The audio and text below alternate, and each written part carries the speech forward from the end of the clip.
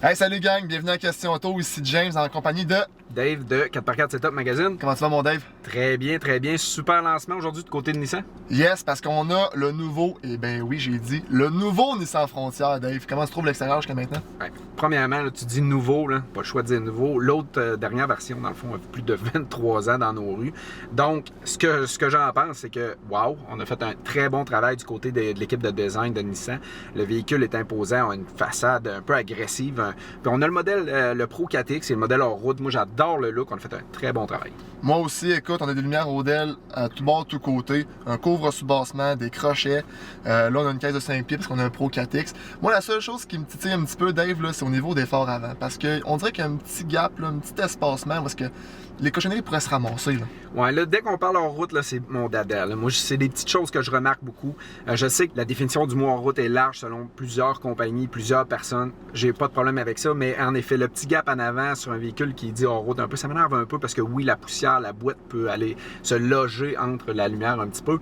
Mais sinon, à part un autre petit détail, la protection de bas de caisse qui aurait pu être ajoutée parce qu'on parle d'un modèle hors route, puis on n'a pas, pas cette protection-là qui vient d'office, elle peut venir en option par contre. Effectivement, on voit les petits rivets là, en bas de caisse, puis ça, je suis pas fan là, pour être bien franc. Sinon, dans la boîte aussi, on a des nouveautés. On a des tracks qu'on appelle l'utilitrack, des crochets d'ancrage, puis des lumières OLED, parce que beaucoup de monde, je savais qu'on voyait rien. C'est quand même compréhensible à mon avis. Sinon, à l'intérieur, qu'est-ce que t'en penses? L'intérieur, le gros du spectacle, le clou du spectacle, c'est l'écran de 9 pouces qui est le plus grand écran tactile dans leur gamme, c'est-à-dire des camionnettes compactes. Ça, c'est l'effet wow, comme on dit. On rentre dans le véhicule, on fait wow, ok, c'est là, c'est bien, c'est beau, fonctionnel.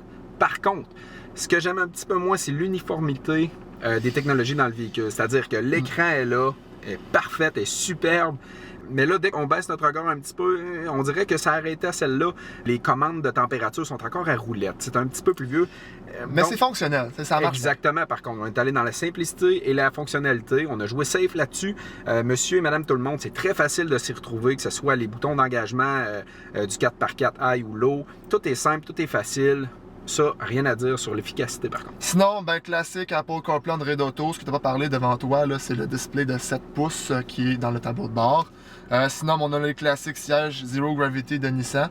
Puis, on a des chargeurs sans fil avec le système audio Fender que ça, là, je dois te le dire, ça fonctionne hyper bien. Puis les nouveaux systèmes audio Nissan, c'est vraiment ça coche. Yes. Côté confort intérieur, écoute, on a fait quand même beaucoup de routes pour le tester. Tu as dit les nouveaux sièges Zero Gravity confort, superbe. James à côté, il est 6 pieds 1000, là, ça paraît pas à la caméra. Mais même lui, dans une petite camionnette compacte comme ça, quand même très à l'aise. Le son, on a coupé beaucoup d'ambiance, de bruit. Le confort sur la route est très meilleure isolation. Exactement. On a développé un système aussi pour ce qui est des vibrations, pour limiter les vibrations de la camionnette. En fait, on s'en va exactement ce qu'on nous a parlé tantôt avec Nissan. On veut une camionnette qui est daily drive, c'est-à-dire qui est un véhicule de tous les jours, dans les rues, qu'on peut aller au travail, en pleine ville. Puis que la fin de semaine, ben, on embarque la famille, on s'en va en route, on s'en va faire du camping, on s'en va à la pêche, la chasse, on traîne notre 4 roues en arrière ou notre motoneige, on s'en va directement dans ce qu'on nous proposait, ce qu'on voulait aller avec Nissan. Exactement. Puis là, j'embarque dans les chiffres plates, Dave, mais les chiffres plates sont pas si plates que ça. Garoche. Moteur V6 3.8 litres de série, fait que tous les modèles ont ça, peu importe lequel qu'on choisit. Sinon, c'est 310 chevaux, 281 livres-pieds de couple. Écoute, on a une transmission 9 vitesses agencée à ceci, mais tu sais, c'est pas une ZF, là, OK? Parce qu'on a une 9 vitesses aussi ZF dans le Pathfinder, mais c'est pas ce qu'on a ici. À part ça, en termes de prix, 39 998 $ à 47 498 $. Mais attention, Dave, parce que des options, il y en a en petit péché là-dessus, puis ça coûte bien plus cher que 47 000 avoir toutes les options. Oui, mais ça, je suis pas contre. Ce que j'aime du mode option un peu, c'est qu'on peut vraiment l'adapter à notre main. C'est-à-dire qu'au lieu de payer pour un véhicule que je vais avoir des options que je me servirai peut-être jamais, ben là, je peux vraiment l'adapter. Je vous donne un exemple. Si moi, je voudrais acheter cette camionnette-là pour faire du hors-route, bien, je prendrais l'option marchepied, qui est une protection de plus. Je prendrais des choses comme ça que je voudrais ajouter, mais en effet, le prix va beaucoup monter lorsqu'on parle des options. Sinon, on a le classique bouclier 360 chez Nissan. Donc, je ne ferai pas le tour, là. Je pense qu'on commence à le connaître pas mal. Puis en termes de remorquage, maintenant, on parle de 6270 livres à 6490. Bon. Penses-tu que c'est assez? Moi, je crois que c'est en masse pour la clientèle qu'on vise avec cette camionnette-là. C'est pas des chiffres à tout casser. C'est dans la moyenne de cette catégorie-là, puis c'est correct. Puis à cette heure, Dave, la question qui tue, est-ce que tu as peur de te faire rattraper avec ton J par ça sur une trail? OK, quand on dit on route, comme je vous expliquais, c'est très large, puis tout le monde a sa définition du hors-route. Certains vont s'amuser à flipper des véhicules toute la journée, d'autres vont aller à la cabane à sucre.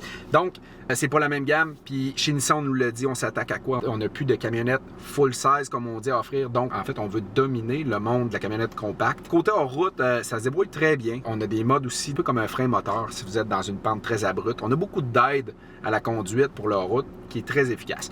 La caméra aussi, qui nous fait voir le véhicule d'en haut, que vous pouvez garder en fonction lorsque vous roulez jusqu'à 10 km/h. Donc, en hors-route, ça peut être quand même intéressant. On voit sur l'écran ce qui s'en vient comme obstacle. Donc, tu comportes très bien.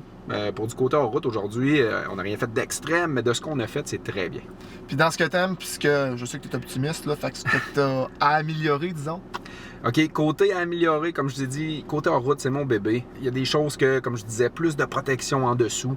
J'aurais beaucoup aimé ça. Il faut que la camionnette soit étanche de A à Z pour pas que la bouette, l'eau rentre. Comme tu as dit, du côté des phares, on avait des petites lacunes de ce côté-là.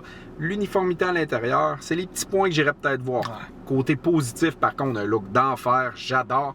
C'est une camionnette compacte qui donne l'impression d'avoir une grosse camionnette forte. L'écran 9 pouces, j'adore aussi. Le moteur, on a du jus, on a du pouvoir, j'adore.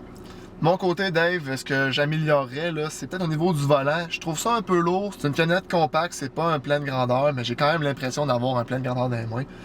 Mais bon, ça c'est une question de feeling, c'est une question d'avis. Tu parlais un peu des rivets qu'on voyait là, avec les bas de caisse.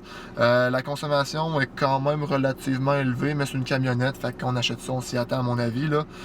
Puis à l'intérieur, mais peut-être amener de quoi de plus à jour. Dans ce que j'aime maintenant, mais le look exceptionnel, banc Zero Gravity exceptionnel, silence de roulement 100 fois mieux que l'ancienne génération et que peut-être certains concurrents. Et le 310 chevaux là, qui donne la puissance qu'on a besoin, ainsi là, que le feeling qu'on veut.